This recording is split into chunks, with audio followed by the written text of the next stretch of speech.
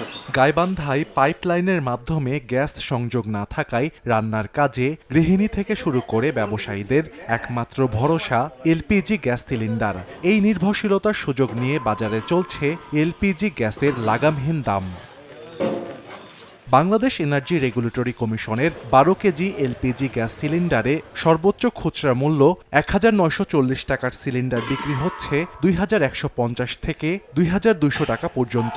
সাধারণ ক্রেতাদের অভিযোগ, প্রশাসনের নজরদারি না থাকায় অনেকটা জিম্মি হয়ে বাড়তি দামেই কিনতে হচ্ছে সিলিন্ডার। সরকারি রেট নেওয়া হচ্ছে না, যে যার মতো পাচ্ছে সেইভাবে নিচ্ছে দোকানদাররা। ত্রিপুল দাম এরা ১৯৪০ ওই দাম ধরে না, ধরে হলো ২২০০ ২১০০।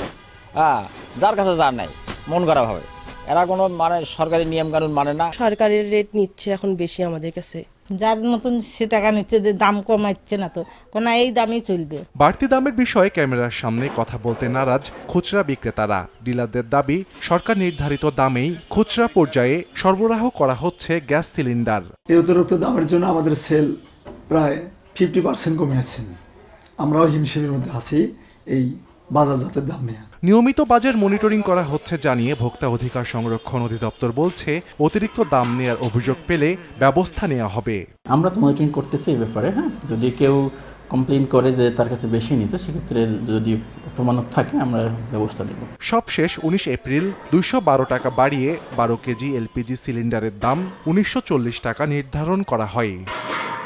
সময় সংবাদ, গাইবান্ধা।